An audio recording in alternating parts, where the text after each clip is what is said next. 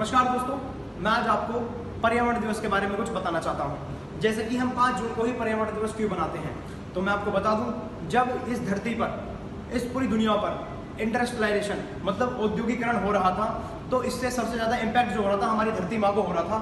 तो इसको देखने के लिए, इसके बचाव के लिए, पर्यावरण के बचाव के लिए यूनाइटेड नेशन जनरल असेंबली ने 1972 में स्टॉकहोम में एक असेंबली बुलाई, जिसमें उसने पर्यावरण पर होने वाले खतरों के बारे में बताया। अब इस खतरों को रोकने के लिए, लोगों को ज़्यादा से ज़्यादा पर्यावरण बचाव के लिए, उनके अवेयरनेस के लिए बनाने के लिए 5 जून का दिन घोषित कर दिया कि ये विश्व पर्यावरण दिवस बनाया जाएगा। चलिए बताता हूँ आपको पर्यावरण का खतरा किन किन चीज़ों से होता है। हमारी हर एक एक्टिविटी पर्यावरण के लिए खतरा है।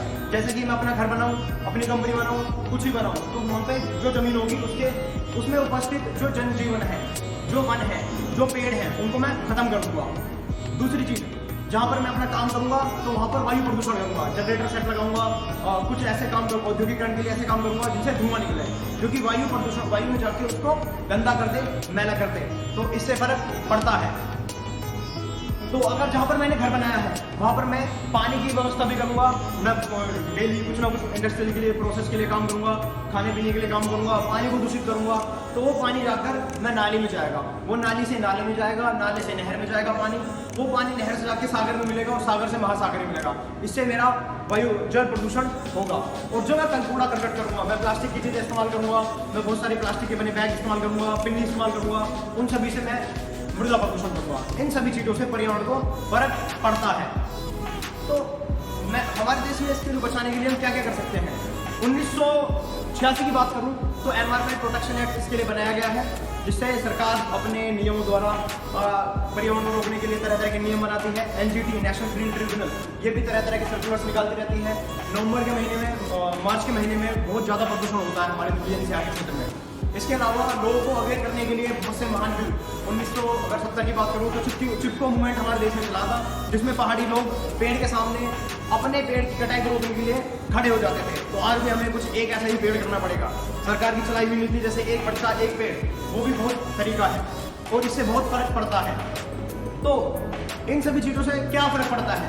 इससे ये फर्क पड़ता है कि हमारे एटमॉस्फेयर का जो तापमान है वो हर साल 1 से 2 डिग्री बढ़ रहा है, जिससे आप देख सकते होंगे कि जून के महीने में ही दिल्ली में 49 डिग्री तक टेम्परेचर पहुंच गया था और मई के महीने में भी 49 डिग्री तक पहुंच गया था। इसका रीजन क्या है? इसका रीजन है क्लाइमेट चेंज, मतलब जलवायु परिवर्तन।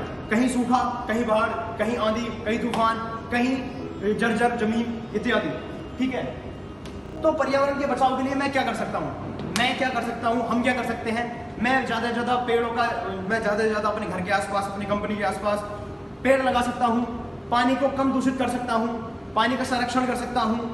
पिन्नी का जो बैग का इस्तेमाल है वो मैं बिल्कुल नहीं कर सकता, उसकी जगह पेपर बैग का इस्तेमाल कर सकता हूँ। मैं लाइट को ऊर्जा के संरक्षण के लिए काम कर सकता हूँ, जहाँ पर मैं ऑप्टिमम यूज़ कर सकता हूँ बिजली का। इसके अलावा there are lots of things जिनसे बहुत ज़्यादा फर्क पड़ता है।